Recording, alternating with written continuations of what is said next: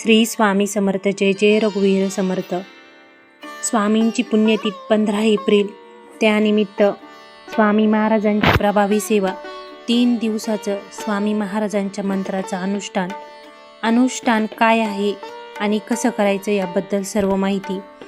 काहींना स्वामींच्या पुण्यतिथीपर्यंत जर काहीच सेवा करता आली नाही तर ही सेवा नक्की करा, खूप प्रभावी आहे.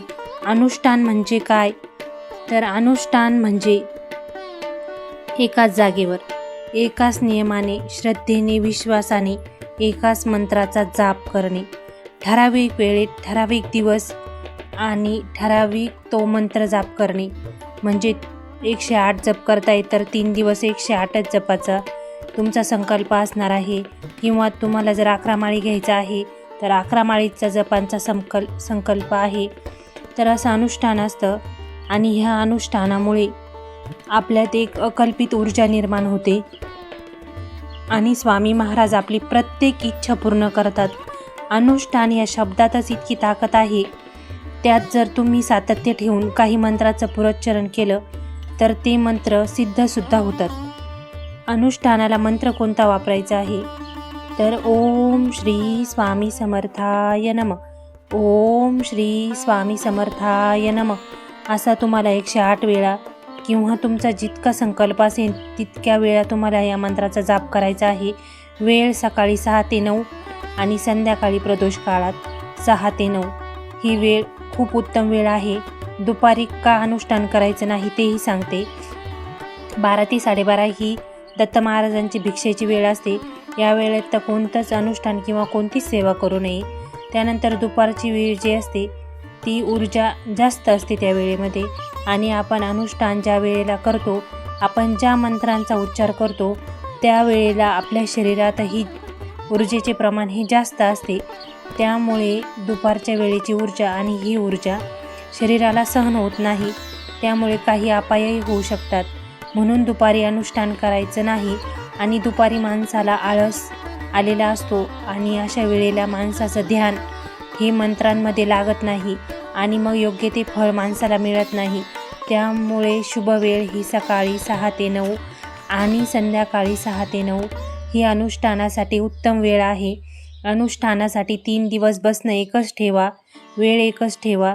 शुचिर्भूत कपडे घाला. अगदीच कोरे नसले तरी चालतील, पण न फाटलेले कपडे घाला.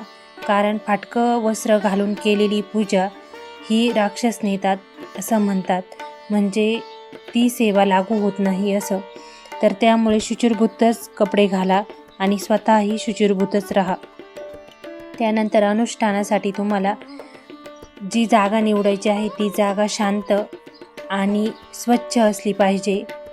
म्हणजे केरकचरा किंवा अडगळीची जागा निवडू नका. अगदी देवघरात, मंदिराजवळ बसून जरी जमला नाही तरी इतर कुठेही बसा, फक्त जागा नीटनेटकी असू द्या. अनुष्ठान करताना तुम्ही कोणाशी बोलायचं नाही. जोपर्यंत संकल्पित संख्या तुमची पूर्ण होत नाही तोपर्यंत मध्ये कोणाशी बोलायचं नाही, उठायचं नाही. अर्धा अनुष्ठान सोडून जायचं नाही. अनुष्ठान पूर्णच करायचं आहे. त्यानंतरच आपल्या जागेवरून उठायचं आहे. आधी तुम्हाला जागेवर बसताना आपल्या आसनाचं बंधन करायचं असतं, ते करून घ्या. आधी भूमिमातेला नमस्कार करा. त्यानंतर बसणाऱ्या जागेवरती थोडंसं गंगाजल किंवा पाणी शिंपडायचं आहे आणि नंतरच तुम्हाला अनुष्ठानाला बसायचं आहे. अनुष्ठान करताना ओम श्री स्वामी समर्थाय नमः, ओम श्री स्वामी समर्थाय नमः तुम्हाला ऐकू येईल एवढ्याच आवाजात जप करा. अतिशय मोठाही नाही आणि मनातल्या मनातही नाही. तुम्हाला ऐकू येईल एवढ्या आवाजात तुम्हाला या मंत्राचा जाप करायचा आहे. आता श्री स्वामी समर्थ न म्हणता ओम श्री स्वामी समर्थ का म्हणायचं आहे? त्याला ओम हा शब्द का लावायचा आहे? तर ओम हा उच्चार का करतो माहीत आहे का? ओम हा उच्चार नुसता शब्द नाही आहे, तर तो पूर्ण विश्वाचं मूल नाद मानला जातो. असे म्हणतात की सृष्टी उत्पत्ती झाली, जेव्हा या सृष्टीची निर्मिती झाली तेव्हा आपल्या ब्रह्मांडामध्ये फक्त ओम हा नाद होता. म्हणजे ओम हा शब्द सृष्टीचा निर्माण करता आहे. ओम या शब्दात 3 अक्षरं येतात, ओम, उ आणि म. तर अ म्हणजे सृष्टी निर्माण करता, ओ म्हणजे सृष्टी पालन करता आणि म म्हणजे सृष्टीचा लय करता, म्हणजेच ओम हा पूर्ण ब्रह्मांडाचा प्रतीक आहे. त्यामुळे या मंत्राला आपण ओम हा शब्द लावलेला आहे.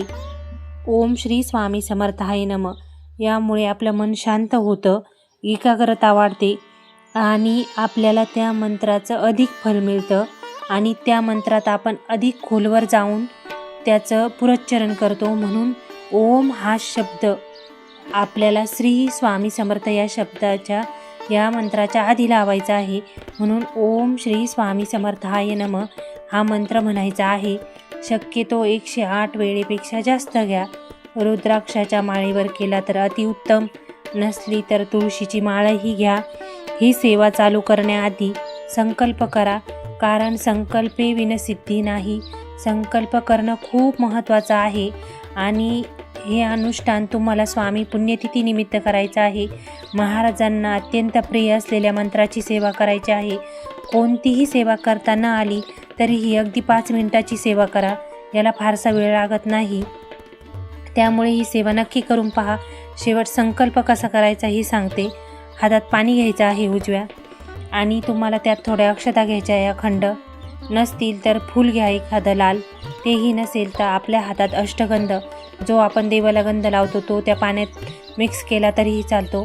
त्या पाण्यात टाकल्यानंतर उजव्या हाताखाली डावा हात ठेवायचा आहे आणि मनात आपलं गोत्र आणि आपलं नाव, ग्रामदैवत, इष्ट सर्वांना स्मरण करून आपली इच्छा सांगायची आहे महाराजांना की मी तुमच्या पुण्यतिथीपर्यंत महाराज ह्या मंत्राचा इतका जप करणार आहे अखंड, आणि ते पाणी तुम्हाला ताम्हणात सोडायचं आहे.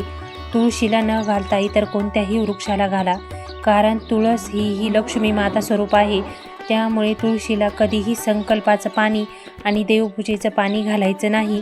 त्यानंतर आपल्या संकल्पित संख्या पूर्ण करायची आहे आणि शेवट 3ऱ्या दिवशी तुम्हाला महाराजांना जो आवडेल तो नैवेद्य करायचा आहे.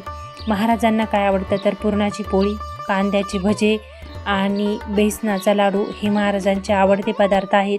त्यात अळूवडी ही आहे.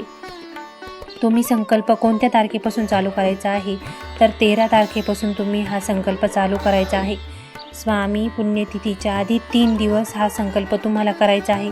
तुम्ही कोणतीही सेवा नाही केली, कोणताही ग्रंथ नाही वाचला तरीही चालेल. ह्या मंत्राला फारसा वेळ लागत नाही.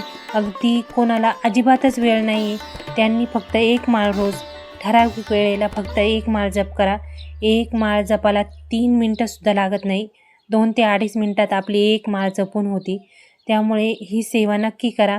ह्या सेवेसाठी तुम्हाला फार काही साहित्यही लागणार नाही आहे आणि काहीच लागणार नाही.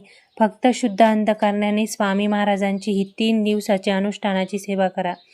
तुमची जी काही इच्छा असेल महाराज ती नक्की पूर्ण करतील आणि त्या इच्छेसाठी तुम्हाला योग्य ते मार्गदर्शनही महाराज करतील.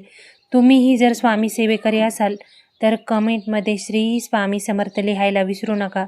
तुम्हाला जर माहिती आवडली असेल तर चॅनलला सबस्क्राईब करा आणि कमेंटमध्ये श्री स्वामी समर्थ लिहायला विसरू नका.